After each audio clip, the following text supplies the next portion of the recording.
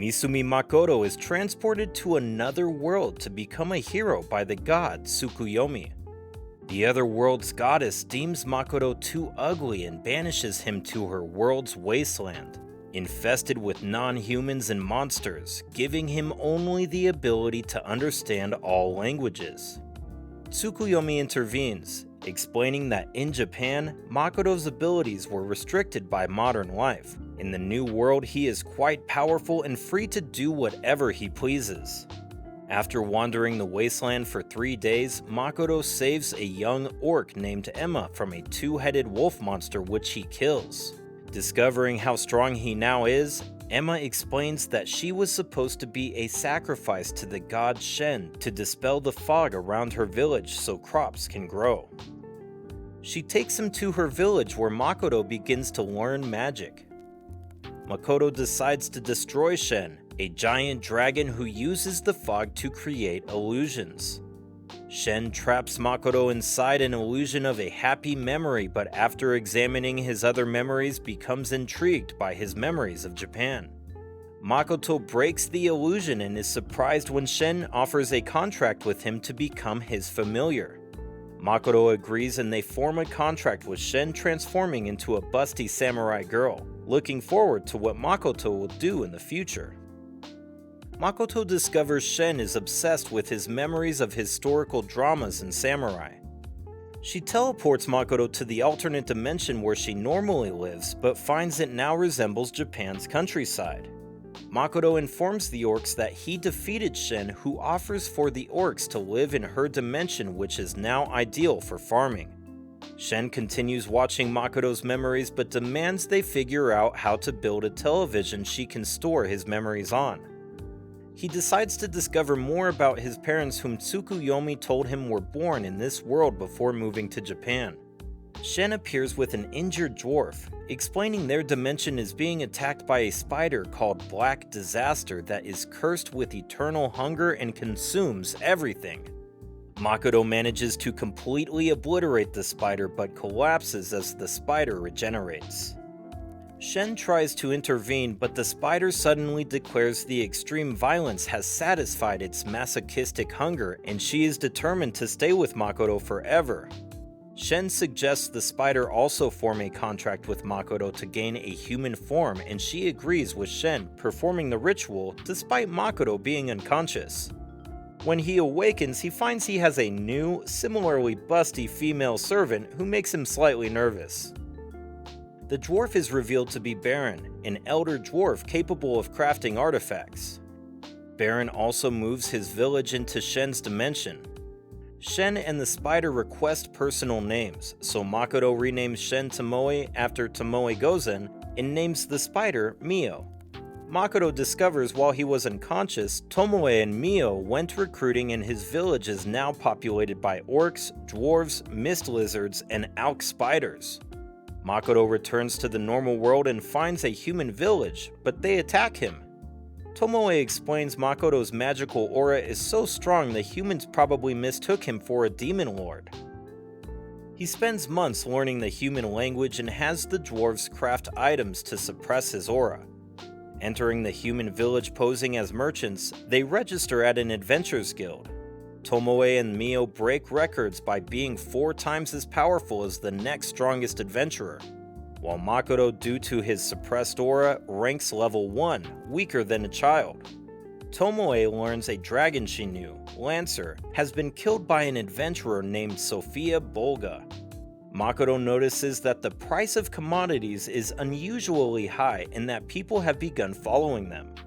Tomoe prepares to foil a night attack on their wagon.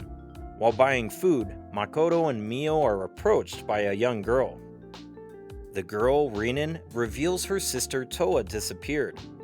Tomoe confronts the thieves but kills 3 by accident and captures a 4th. Rinin sketches. Toa and Makoto determines from the thief's memories their group are holding her captive and sends Mio and Tomoe to retrieve her. Makoto is concerned Toa resembles a girl named Hasegawa he knew in Japan. Mio and Tomoe locate Toa and her captor, Mills Ace, the current strongest adventurer. Rinin sneaks away and tells the thieves Makoto's wagon was full of expensive fruit, but he has already sold it. The thieves insist that she steal Makoto's gold to pay Toa's debts. Mills, the thieves' secret leader, reveals a demon lord recently approached the city and had a bounty placed on its head, so he wants Mio and Tomoe to help hunt it, not realizing the demon lord was Makoto. Rinin decides she can't steal from Makoto after he was so nice to her. Mio and Tomoe defeat Mills, his thieves, and destroy part of the city competing to see who defeated the most enemies. Rinin reunites with Toa, who is identical to Hasegawa apart from her hair color. Makoto praises Mio and Tomoe for rescuing Toa, but then violently blasts them back to the wasteland to repent for foolishly destroying the entire human city. Tomoe alters everyone's memories so the world believes a monster horde destroyed Zetsuya. As Zetsuya's guild was destroyed, Makoto must re-register in Sige, the next closest town. Makoto tricks Tomoe into training alone in the wilderness while he travels to Tsige with other adventurers. Mio and Makoto kill many monsters which Toa harvests for valuable parts, including rare ruby eye ants. Re-registering in Sige, Makoto celebrates with adventurers Luisa, the elven archer, Hazel, the human alchemist, and Ranina, the dwarfed priest knight. Makoto decides to sell the ruby eyes to the Rembrandt Trading Company, but is warned by Toa that Rembrandt has a bad reputation. Returning to his village, Emma reports on their progress. The Alk are settling in the mountains, the dwarves have begun constructing buildings and the mist lizards clearing farmland while the orcs have begun constructing Makoto a castle. Makoto worries Tomoe has been gone a long time. He is given a merchant's outfit by the dwarves to further suppress his aura, but his magic is too powerful and destroys the outfit. He discovers magical ingredients grown in the demiplane that are more potent than normal. He takes the ruby eyes to Rembrandt and finds the manager difficult to deal with. The manager, Patrick Rembrandt, is dismissive until he sees the ruby eyes and apologizes. He happily reveals the eyes make ambrosia, a cure for his wife and daughters cursed by a witch. Makoto goes to register as a merchant and passes the written exam easily as it is basic middle school mathematics. The second test is to gather 4 dangerous items, but he takes advantage of the rule saying he can substitute items of equal value and substitutes the ruby ants. He returns to the demiplane where he plans to set up a hidden portal to trick traveling merchants into thinking the demiplane is a hidden city, trade for demiplane items, and then return home, creating a demand for demiplane products. Locating Tomoe and Mio, Makoto realizes Mio has become addicted to his memories of anime and children's cartoons. Tomoe and Mio are confused when Makoto chooses to sleep alone rather than pick one of them to have sex with, and decide they must come up with a seduction plan. Hazel agrees to Makoto's request to help brew the ambrosia. An adventurer watches Makoto and decides to gather as many adventurers as he can to stop whatever Patrick is doing with Makoto. Patrick secretly has a witch doctor who cursed his family killed. Hazel brews the ambrosia. Makoto is able to restrain Patrick's wife, Lisa, who has become a monster, and Patrick successfully administers the ambrosia. Using this method, they also cure Patrick's daughters.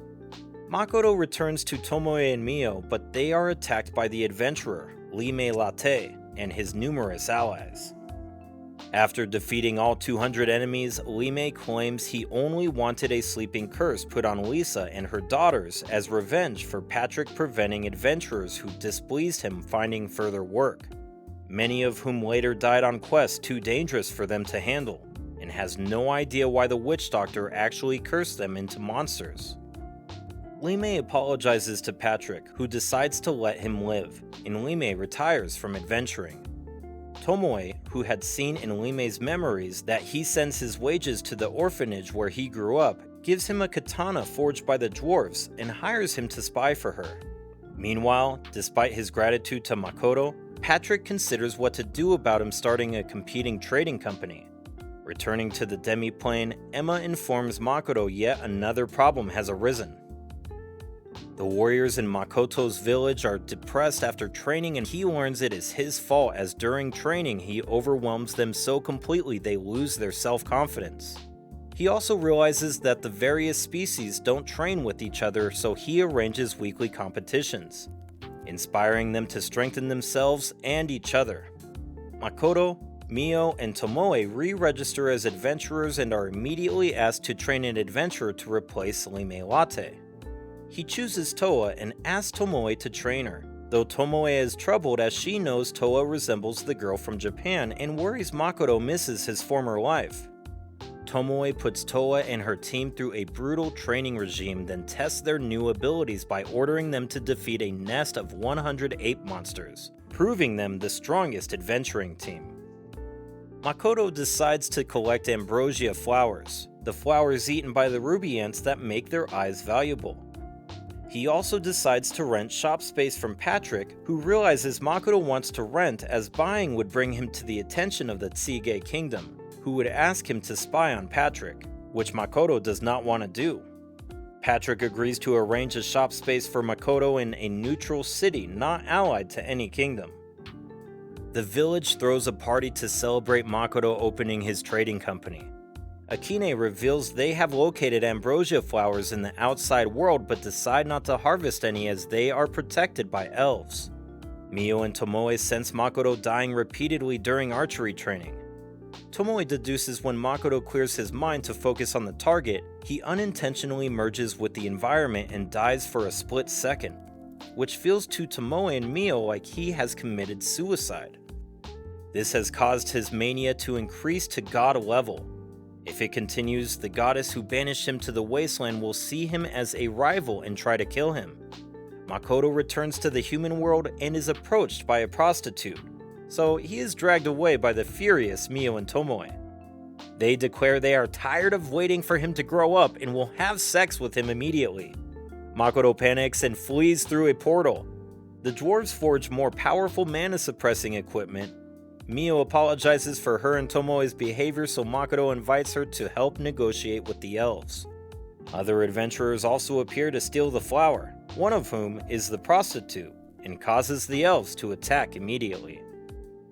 Makoto teleports the adventurers to the demiplane, then makes peace with the elves, Aqua and Eris. Makoto meets Nilgastori and the other elders. Nilgastori's son, Adono, is angry the barrier protecting the forest is weakening. Makoto meets Aqua and Eris' master, Mondo, a powerful warrior. Mio suspects Mondo is possessed and overhears a telepathic conversation between Adono and an unknown person about demons. Later, the spirit frees itself from Mondo's body and drains the life from Adono, killing him for associating with demons. Makoto identifies it as a lich and captures it.